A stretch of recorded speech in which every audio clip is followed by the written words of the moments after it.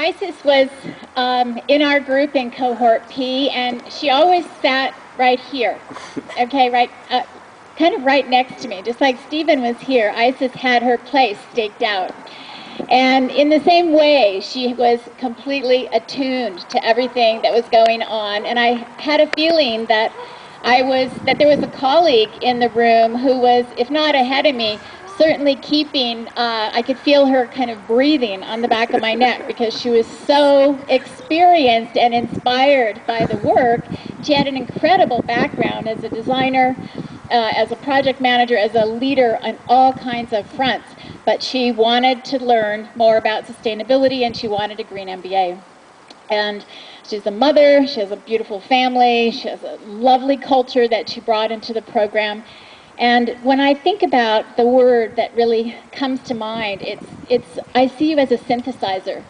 And synthesis is a strategy that we use a lot in the critical thinking course, but Isis has this wonderful capacity of synthesizing, not only at the conceptual and intellectual and design level, where she's really extremely dynamic and talented, but at the social level, to be able to synthesize people of multiple and diverse perspectives and weave them into a collaboration that they probably didn't think they were going to be able to manage. But she has that artful synthesizer gift. And she's also moving into arenas where she belongs, and I think this degree is going to help her. And it's been a joy to both watch her travels to Austria and to Vienna and to contribute 4 months there of her life to some really important work, to be involved in the San Rafael Climate Action Plan, and then to take those skills into the corporate world. So I introduce Isis Spinola-Shore. Thank you.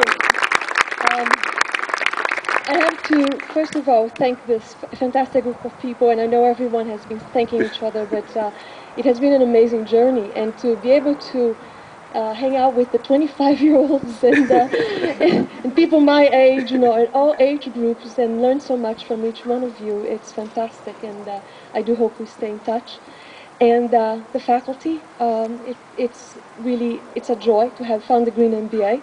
It was a long journey, and I'm glad that I actually made it here. And lastly, but I have to thank my family and my friends who are here. My husband David,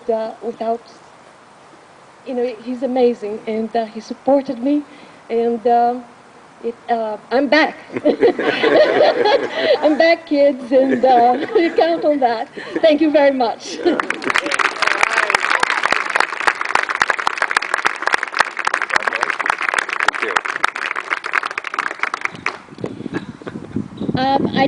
In closing, I'd like to share a poem that has, I'm not going to share the whole poem, but I'd like to share a part of it. And it comes from the work, The Prophet.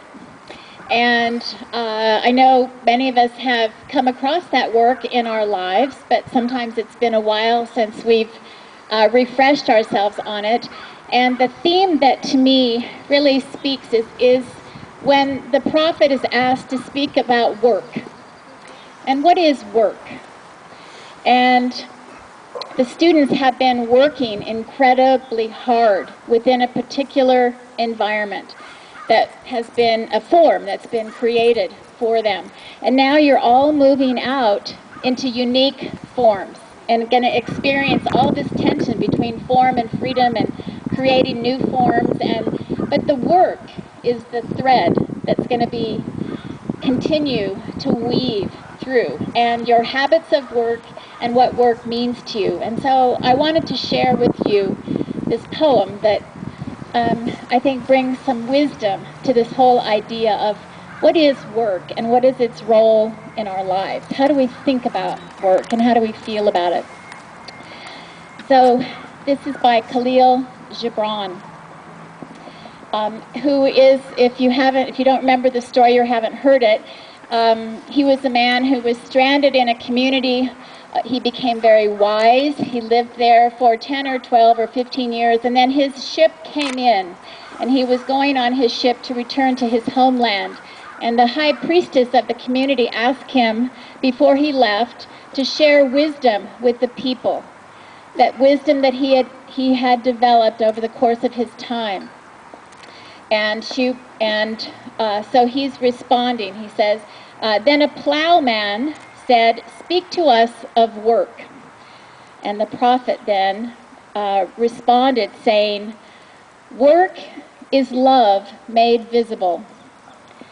You work that you may keep pace with the earth and the soul of the earth. For to be idle is to become a stranger unto the seasons, and to step out of life's procession that marches in majesty and proud submission towards the future. When you work, you are a flute, through whose heart the whispering of the hours turns to music. Which of you would be a reed, dumb and silent, when all else sings together in unison? Always you have been told that work is a curse and labor is a misfortune. But I say to you that when you work, you fulfill a part of earth's furthest dream, assigned to you when that dream was born, and in keeping yourself with labor, you are in truth loving life. And to love through labor is to be intimate with life's most inmost secret. But if you in your pain call birth an affliction, and the support of the flesh a curse written upon your brow, then I answer that naught but the sweat of your brow shall wash away that which is written. You have been told also that life is darkness, and in your weariness you echo what was said by the weary. And I say to you, that life is indeed darkness, save when there is urge, and that all urge is blind, save when there is knowledge, and all knowledge is vain, save when there is work, and all work is empty, save when there is love. And when you work with love, you bind yourself to yourself,